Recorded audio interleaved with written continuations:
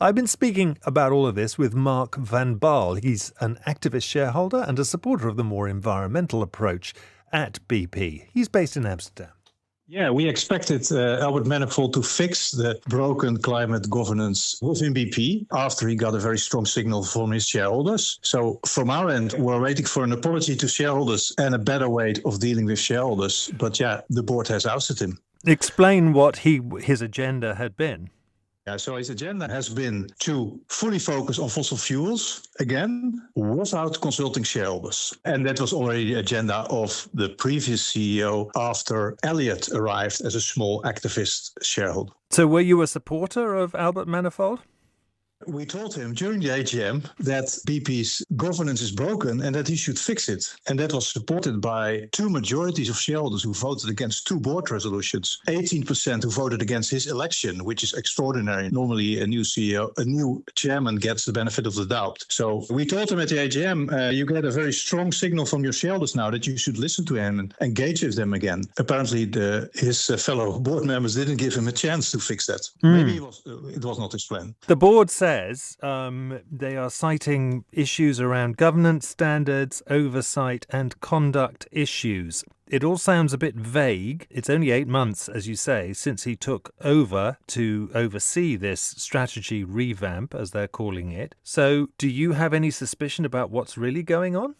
I suppose it's about governance. Yeah, he completely ignored his shareholders. He refused a shareholder resolution filed by us 16 institutional investors. So I think that was his biggest fault, that he refused a shareholder resolution. And that's why he got such a high vote against him at the AGM. It's a tough time, isn't it, for BP? I mean, you've got this happening now. We had just last year, the previous boss, Auchinleck, kind of also leaving under, let's say, fairly mysterious circumstances. A couple of years before that, we had Bernard Looney fired after lying to the board about a personal relationship with a colleague. This is a catalogue of turmoil at the top level of this company. Yeah, and it goes on and on because, this is the second time in a row that the chairman is leaving because of governance issue. And I think that's really at stake here. BP not listening to shareholders, thinking that they should completely focus on fossil fuels again with a decline in demand looming at the horizon. Yeah, I mean, you say, obviously, we've got very, very high oil prices at the moment. We've got record profits for some of these oil companies. You think now is the time to be focusing more on the green transition?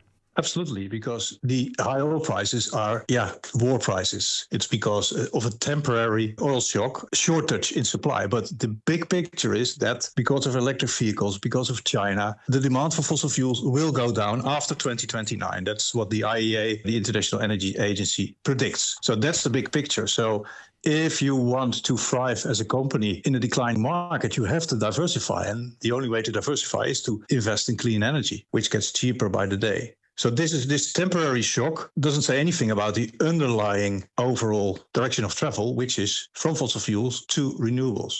Any sense that this is an opportunity for people like yourself who are urging more focus on that transition? At the moment, investors are a bit reluctant to push hard for change because, they're blindsided by the enormous windfall profits. But as soon as the Strait of Hormuz goes open again, it becomes clear that the end of the fossil fuel area is at hand. Then, of course, investors are be asking more and more for diversification. Otherwise, these companies will be the codex of the 21st century. As in a white elephant, yesterday's company. Yeah, we all know the story about Kodak. They invented digital photography and refused to invest in it. And then they went bankrupt.